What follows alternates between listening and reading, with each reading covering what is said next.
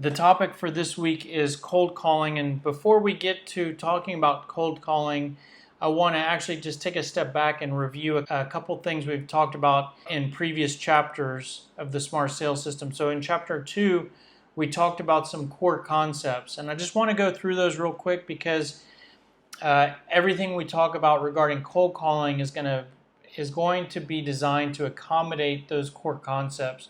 So the first core concept was that I recommend that you try to understand the prospect. If you want them to understand you and why to buy your product, first start by trying to understand them. And one of the first things to understand about the prospect is that you can just assume that they're extremely busy. When you're cold calling them, just assume, whether they answer the phone or not, that the person that you're calling is extremely busy. And by the way, that's not a reason to not call them, but it can impact what you say. It can impact how you treat them. It can impact what you are mentally thinking when they don't answer your phone call or when they try to get rid of you with an objection. So it's just one of the things to understand about them. The other thing to understand about the prospect is that your prospects are getting sold to a lot.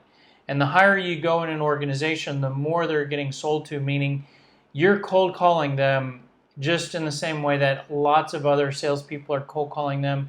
Lots of other salespeople are emailing them. And that's something to definitely understand about the prospect. Because the person that you're calling is getting called by so many other people, you want to do everything you can to not sound like a salesperson that's trying to sell something. Because the prospects get sold to a lot, they might start to get a little annoyed and a little guarded when the next salesperson comes knocking on the door or the phone is ringing. So you can improve your cold calling by trying to minimize how much you sound like a salesperson. We're going to talk about that today. One way to not sound like a salesperson is to not focus so much on yourself. Salespeople often, this is my product, this is the company I work for, and they focus on the interests of trying to sell their product to the prospect. We want you to flip that upside down and focus more on the prospect and not on you. One way to focus more on the prospect and less on you is to ask good questions, and we'll talk about a lot about that here today. And it's important to understand that you're calling a prospect hoping to sell your product at some point, maybe on that call or maybe somewhere down the road. But it's important to know that when that prospect answers your call, they're most likely not sitting at their desk thinking about buying what you sell. It's not to say you can't sell to them. It's not to say that they don't need what you sell, but it's important to be aware that the probability of them thinking about buying what you sell is very low. And that's important to know because that can impact what you say and what you're thinking about when you cold call. And because they're not thinking about what you sell, and because a cold call is very short, there's really not enough time to sell your product, even if they were needing your product at the exact same time that you call. So the cold call is not a great place to sell your product. So you should focus more on trying to sell the meeting instead of selling the product. And just to review what we talked about last week before we talked about cold calling, we talked about the sales process, with the initial contact being the first time you reach out or speak to someone, the next step being the meeting of when you actually have a real conversation, either an appointment or some sort of call with the prospect. And then the third step would be some sort of presentation, which is talking about how you can help them. And so we're talking about cold calling here today, which is the very first step. So we're going to drill into the initial contact if you're doing that through a cold call. And the goals of the cold call are not to sell the product. They are to pre-qualify the prospect and to build a little bit of interest. Not enough interest to where the prospect wants to buy from you, but enough interest so we can get the prospect to move to that second step of a meeting.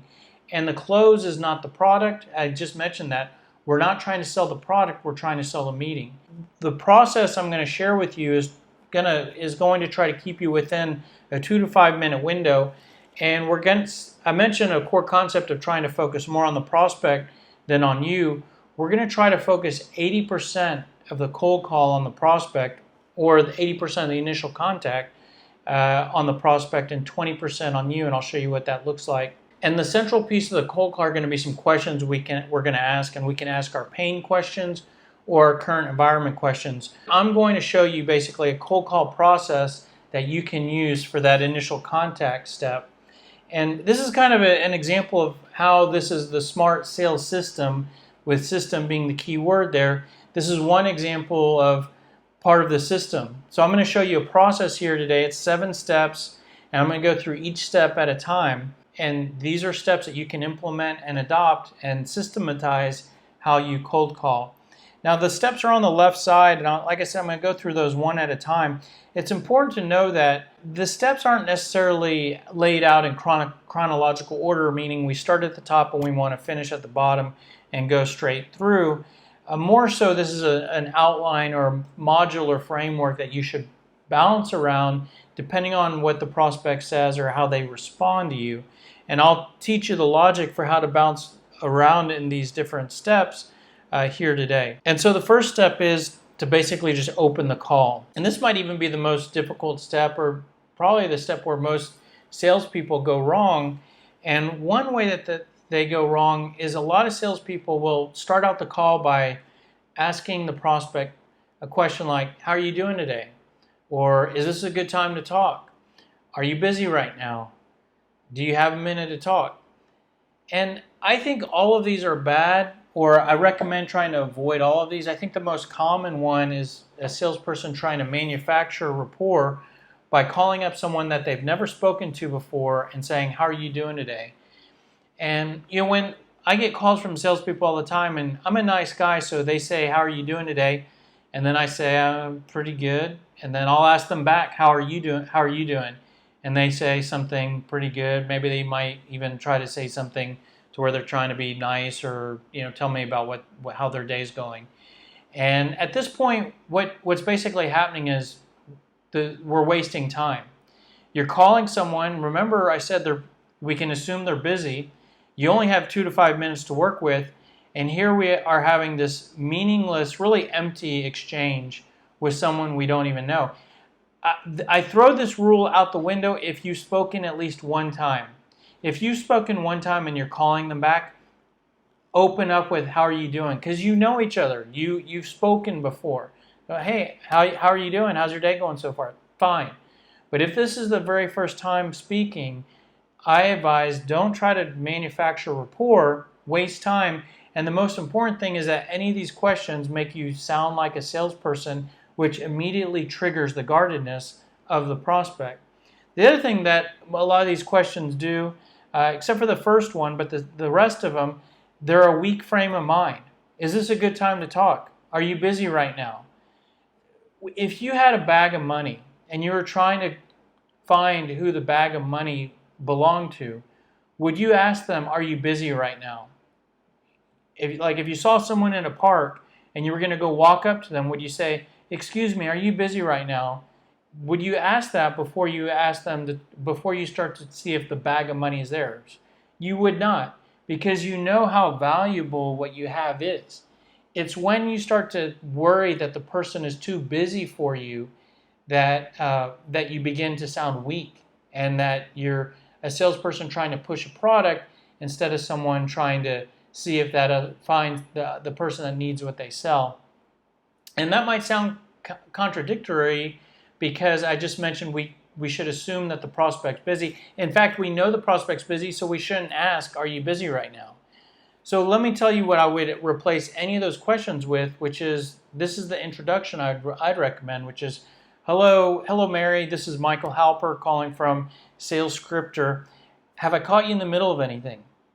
So I want you to replace any of those questions with, "Have I caught you in the middle of anything?" And this small change can drastically improve your ability to open calls and get calls established, because, for one thing, "Have I caught you in the middle of anything" respects the prospect's time.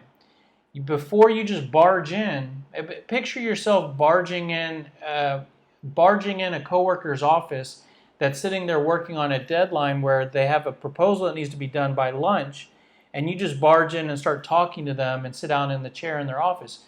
That would be rude, and you would have misread the situation. Even if it's just a friend or coworker, the proper thing to probably do would be to peek your head in the office and say, hey, are you in the middle of anything? And then that checks the temperature of whether you can proceed or if you should hold off by talking about what you want to talk about. If the prospect answers this with some sort of no, I'm fine, or I have a couple minutes, this question helps you to buy the 2 to 5 minutes you need for that initial contact cold call step. So if you don't ask this question, you might feel rushed. If you ask this question and get approval to move forward, you will feel less rushed and you will have the window of time to proceed with the cold call process that I'm going to share with you. The other thing about this is that it's very casual and friendly. When you say, hello, Mr. Helper, how are you doing today? You sound more formal and can start to sound like a salesperson trying to sell something. When you ask this, you actually decrease someone's guardedness because you sound more friendly, more casual. You might begin to actually sound like someone that they already know or that they're familiar with. And it's almost a pattern interrupt. If all of other salespeople are saying, hello, how are you doing today? How are you doing today? How are you doing today? And then you call up and you say, have I caught you in the middle of anything? It takes the prospect out of that auto response phase where they'll trigger the automatic objection, and it takes them into where this is what a pattern interrupt concept is all about, is turning off someone's auto response and actually making them more aware of what's going on. So that's a whole other conversation itself, but something to think about. So that small change addresses a lot of the concepts that we want to worry about here. It helps you to understand the prospect because you're aware that they're busy and you're checking in before you proceed to move forward. It also helps you because you know that the prospects are getting sold to a lot, so you're trying to sound different and not sound like one of those salespeople that's trying to reach out to them, which that small change will decrease the level of guardedness that you experience right out of the gate. Now, where to go right after you attempt to open the call kind of depends on how the prospect responds.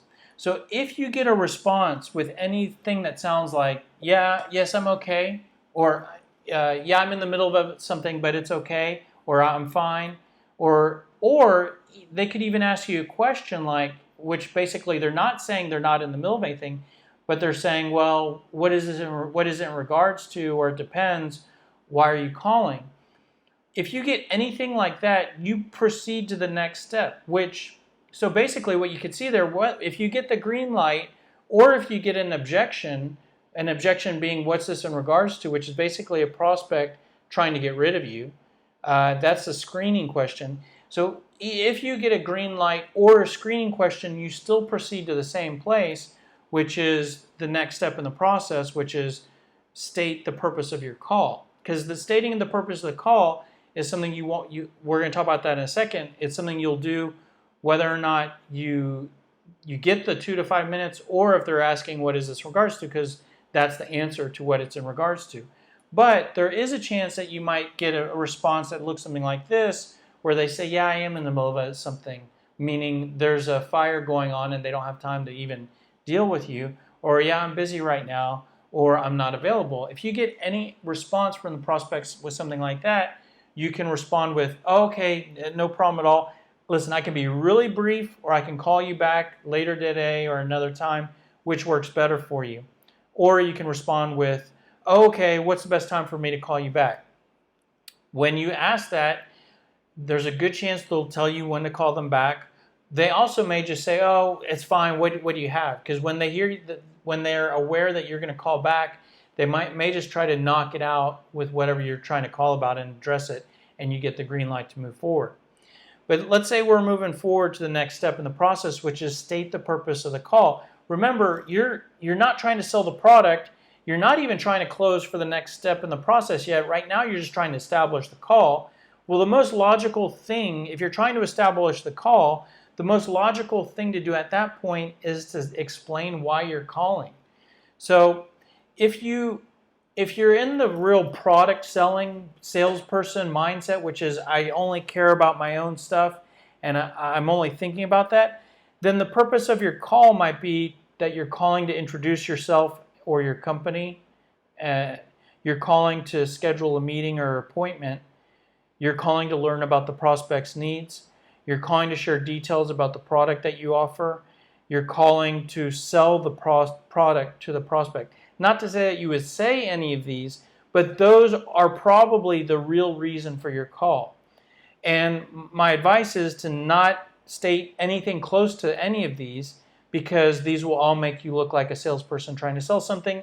And as soon as you start to look like that, you'll trigger guardedness, and the prospect will begin to shut down and block you out with an objection. So you want to avoid anything that sounds like that. Now, so I'm going to give you three different things that you can share as the purpose of your call. And so the first one is you could share your value points building block. And so that might look something like this. Well, great. Well, the reason for my call is I work with sales managers and I help them to decrease the amount of time it takes to train new sales hires. And so that's a value point. By the way, I have here value point 1, 2, 3.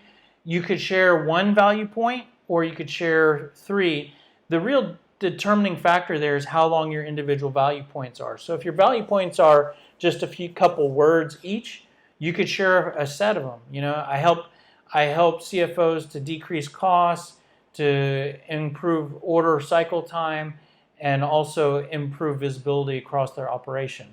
So that's 3 different value points, all shared as kind of one. If your value points are like a whole explanation, you might only want to share one. But you could share that basically as the reason for your call. Now, it might not really make logical sense, because it's almost incomplete, but you're basically telling the prospect, this is what I do, and this is why I'm calling, because I'm trying to see if you're if you're in the group of people that need that. And so another option for that is to share your pain points building block, which is very similar. It just would be different bullet points. Instead of talking about improvements, you're basically sharing a couple problems. So what that might look like is, have I caught you in the middle of anything? What's this in regards to? The reason for my call is I work with CFOs and I help them to improve the challenges of long order wait times, high inventory costs. So basically, I'm just inserting their 2 pain points. But you basically can insert your own pain points there. But that's basically the purpose of the call, is that I solve that problem, and that's why I'm reaching out. Another version of that is kind of the value points, but sharing it as a customer example with the name drop building block, which is something like, have I caught you in the middle of anything? No, I have 2 minutes. Okay, great. Well, the reason for my call is we worked with XYZ Corp, and we helped them to streamline their new sales hire training process. This ultimately helped them to decrease new sales hire onboarding time from 3 months to 6 weeks, and it also decreased their sales staff turnover at the same time. So basically, I'm just inserting that template there with what's in the brackets, and basically that just opens the call with a quick example. Now that will make a little bit more sense when we go to the next step of the process, but that example right there, if we go back to the core concepts, what we just did there addressed a lot of the things that we're trying to accomplish. We understand the prospect because we're not talking about the product, we're talking about the problems of theirs or the improvements that they would be interested in. So instead of saying, we sell this or we provide this, I'm talking about what the prospect cares about. I know the prospect is busy, so I'm being extremely efficient by just sharing the value prop instead of getting in the product and company details. Prospects get sold to a lot, and what I recommend you do there, you're going to sound different from most other salespeople, so this will also help to decrease guardedness, and we're focusing on them. We're not talking about our product yet. From there, it's pretty easy. We can move to the next step of the process, not a big decision to make here. The next step of the process is to deliver a sales takeaway. And a sales takeaway is basically an expression of doubt whether or not your product fits with the prospect. So there's different times where you'd want to do a takeaway. We'll drill into how to do the takeaway in detail later. But at the beginning of a call, you could do a kind of a quick takeaway by saying something like this. And by the way, you deliver this right after your value points, your pain points, your name drop. So it would look something like this. I help sales managers to improve their lead generation efforts, but I don't know if that's an area that you want to improve, and that's why I'm calling you with a question or two. So right there, that it's like a push-pull effect. I'm explaining what I could potentially help them with, and then I'm taking it away. So that does something really powerful. It creates a little curiosity. It also decreases guardedness, but there's some other versions here that you might use. If you're talking about pain points, you might say, I don't know if you're concerned about any of those areas, and that's why I'm calling with a question or two. If you share a name drop example, you might say something like, I don't know if I can help you in the same way that I've helped other businesses, but that's why I'm calling with a question or two, or I don't even know if you're the right person for me to speak with or not. The real magic in doing this at the very beginning of the call is that the prospect is still maybe thinking, I'm busy, and who is this person? Are they going to start to try to push something on me? And so this takes all of that away. And it does a few really powerful things, but it addresses the fact that most salespeople won't do this. They're going to push. They're in the mindset of, I have to sell my product. You're going to love what I sell. I want to talk to you about what I sell. And this does the exact opposite. It's saying, hey, I don't know if you need what I sell. So, and it shows that you care about their interest. Their interest is if they're going to buy from you, their interest is to buy products that they need, not waste money on stuff they don't need. So when you express doubt that they need what you sell, you're focusing on their interests and not yours, because your interests are to sell the product. It's the product pusher that doesn't express the concern or doubt that is focusing on their own interests, and you're not doing that. From there, you can move to the next step, which is to basically pre-qualify the prospect. And pre-qualify, we're going to drill into what qualifying is in great detail, all by itself in a module. But basically, qualifying is to determine how good of a fit overall the prospect is in terms of needing what you sell, being able to purchase, having the money, having the power to purchase, and whatnot. So if we add the pre in front of the qualify, basically we're not trying to determine is this person a decision maker? Does this person have budget? You don't care about all that, because really all you're trying to do at this point, by the way, you've established the call. So you're not trying to establish the call now. You're trying to determine, does it make sense to keep talking to this person? Makes sense for not only for them to talk to you, but does it even make sense for you to keep talking to this person? For example, if you sell a product that's for couples that are expecting a baby, you would not want to waste your time talking to someone that's not married, or to a couple that is not planning on having any children. So if you can identify that, you can then save yourself time. So that's kind of what pre-qualifying is all about. Is just determining, are we even in the general area of it making sense to keep talking?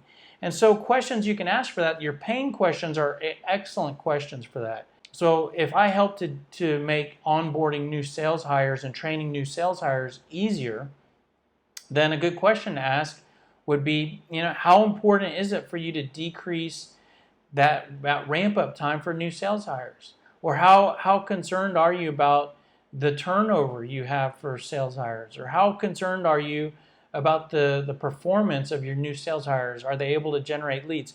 So those are pain questions, and this is a great place to ask those, because if all of the pain that you help to fix doesn't exist, then it might not make sense. That's kind of, you're getting in the same area as selling something for couples that are expecting a baby, and you might identify you're talking to a couple that's not planning on having any children.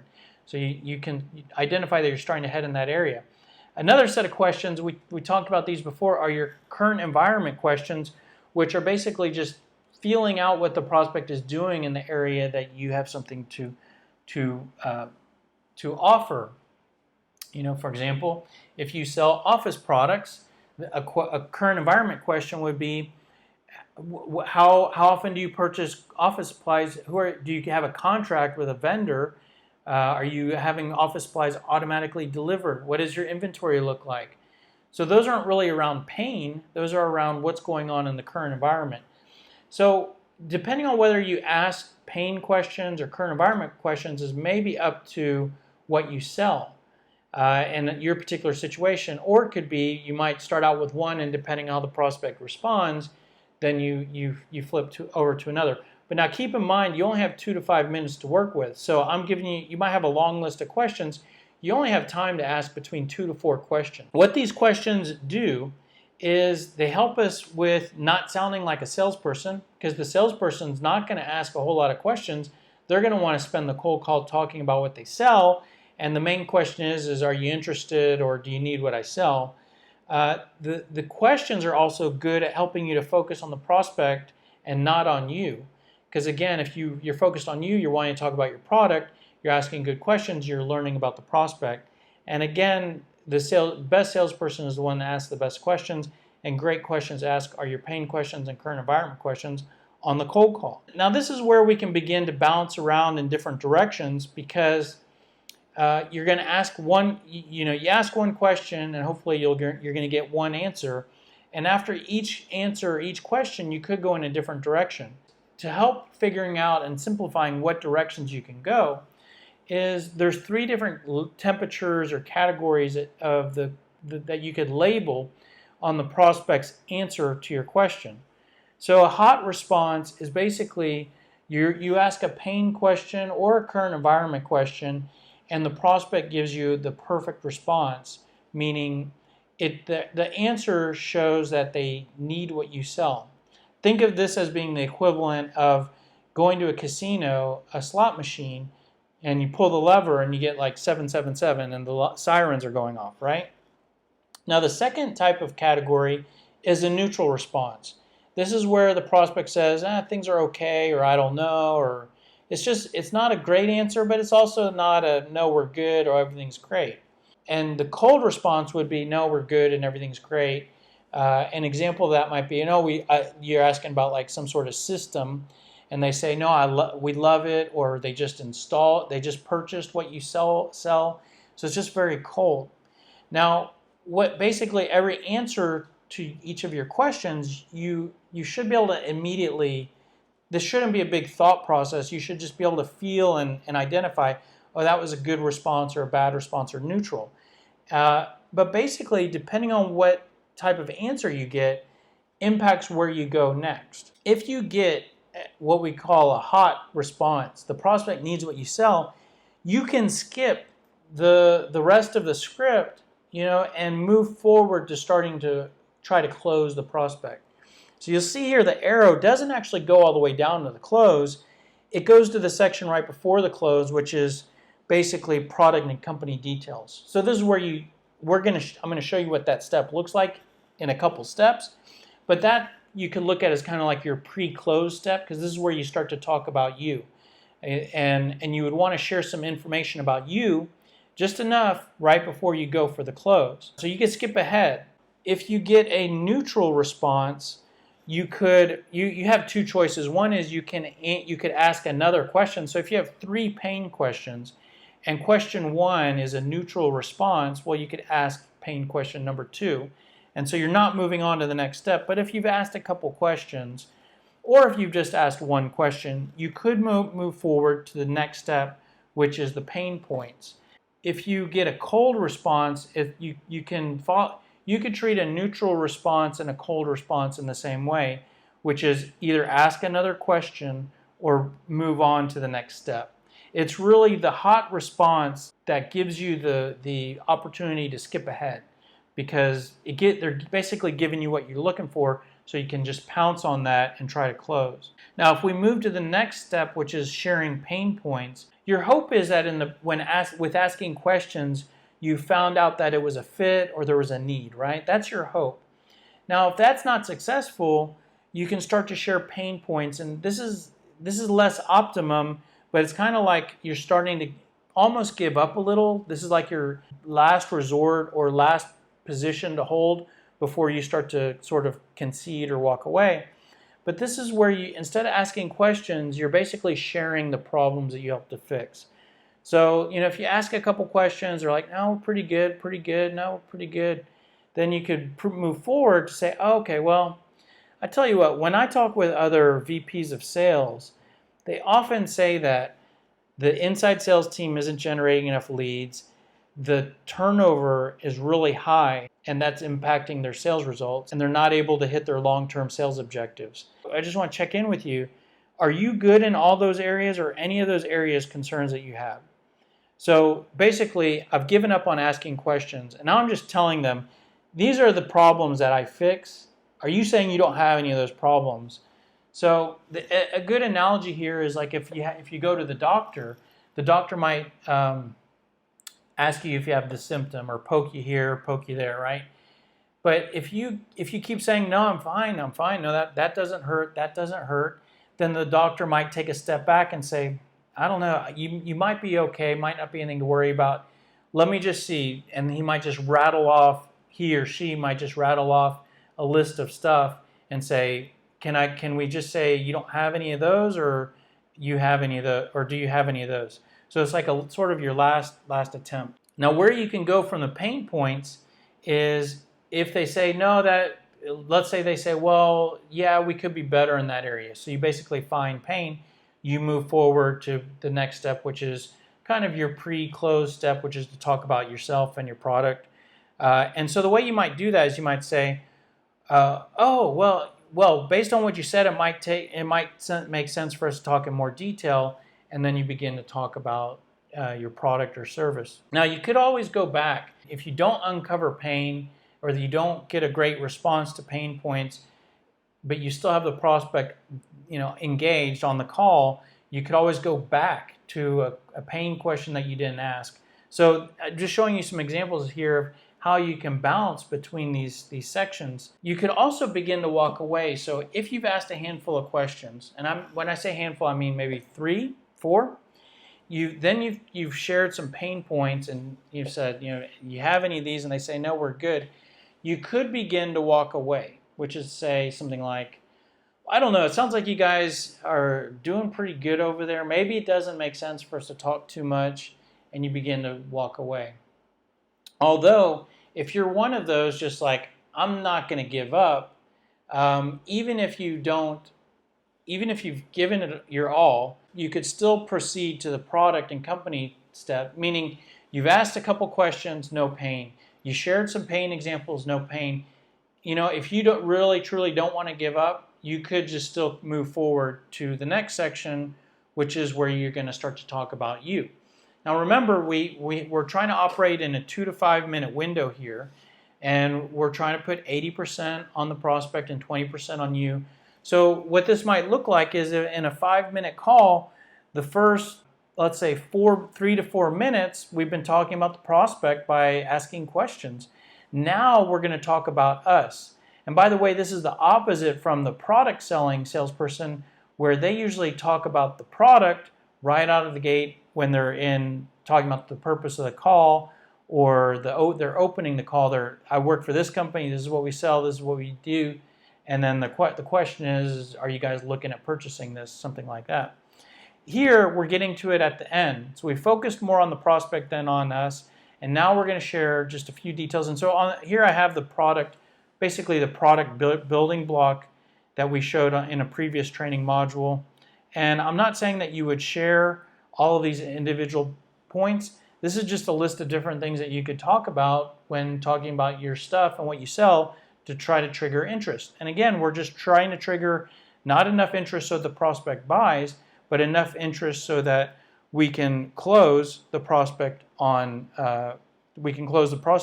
After you share some brief product and company details, and probably want to spend about a minute on that step, we can move forward to the close. We're at the initial contact. So the goal is to sell the meeting. I already talked about that. The goal is not to sell the product. The goal is, are you interested in having a conversation? I want to point out, even if you are going to try to sell the product there on the phone, this is the end of the cold call.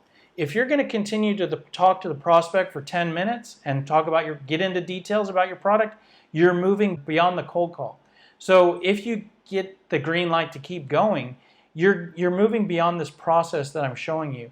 So this process is just the cold call and just to establish the conversation, basically to get to the meeting. So to close for the meeting, here's what the cold call close might look like. So you basically shared some information about your product. This is what we do. This is how it works. Here's an example of another company we worked with. But you know what? Listen, I've called you out of the blue. I'm not sure if this is the best time to get into all these details. Are you interested in talking about this in more detail? What we could do is I could put a 20-minute meeting on your calendar, either later today or later in the week, and I can share you some examples of how we help other VPs of sales to improve this and improve that. Or are you available to keep talking about this right now? I mean, I'm free. I just want to be courteous to your time. So what I'd like to share with you is about a 20-minute conversation. If you're free right now, I could send you a meeting link, and just a couple slides I wanted to share with you. So that's an example of using that outline right there for the close. Now, at this point, sometimes you might close and set an appointment. It's also very likely that your close might not be successful even using this process that I'm very proud of and that I think will help you. You still might get prospects that say, actually, I'm not interested, or I'm not available, or we don't have budget right now, or we already used someone for that. It's very possible for you to get objections at this point in the call. Basically, you can get objections really at any point, but the most common places are either at the beginning of the call or at the end of the call when you try to schedule the meeting. Let's put the objections to the side for now. If they say, oh, yeah, okay, I'm interested in talking in more detail.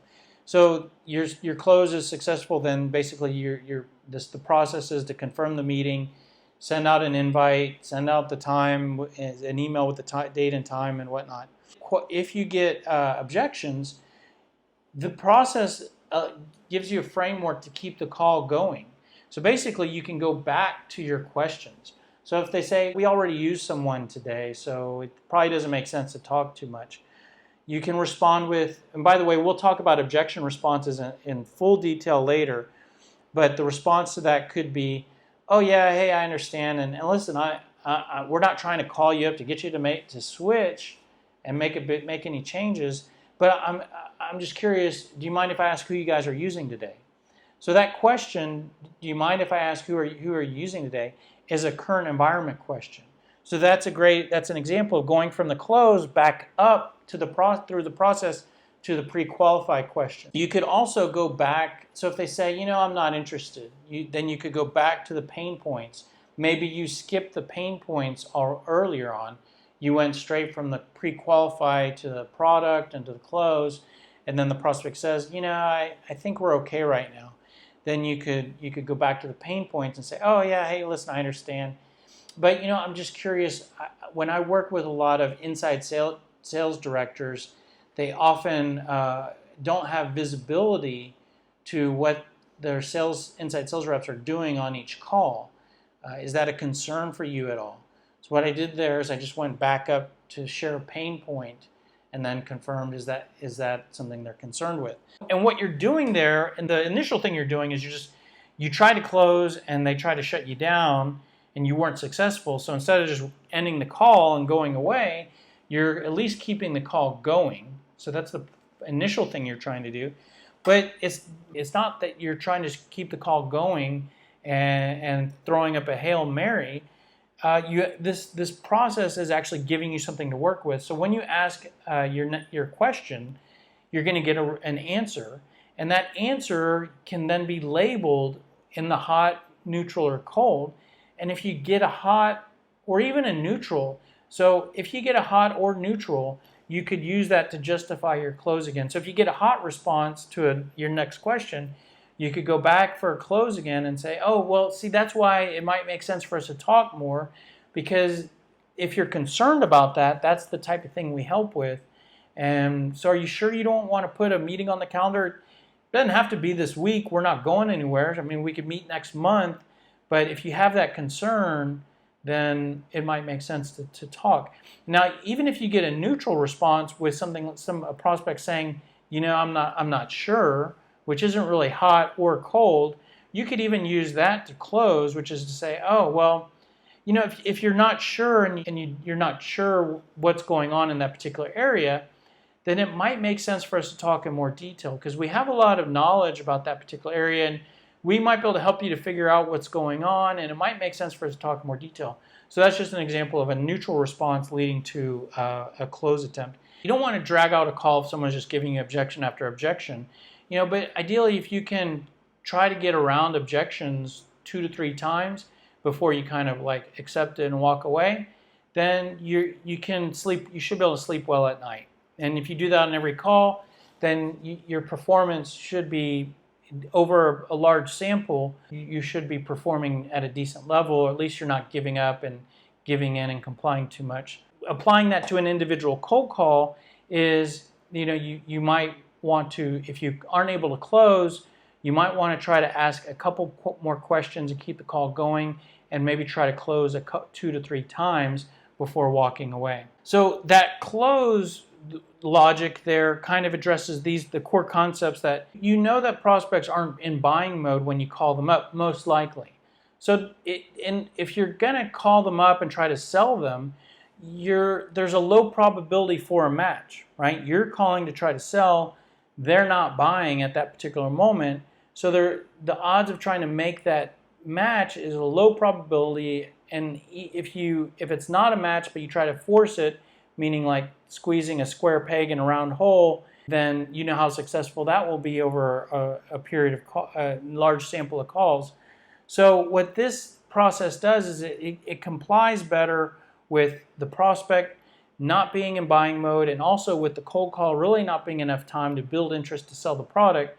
So it's just really focusing on, you're calling them. Your goal of the cold call is to start the conversation, to sell the meeting, and that the close step of the process helps you with all of that. So that's the process, and hopefully that will help you to not only improve your cold calling, hopefully it'll help to simplify how you view cold calling and make cold calling easier, and ultimately that should help you to decrease stress and make your job easier and make you enjoy your job more. And hopefully if any of those things happen, if not all of those things happen, you will likely sell more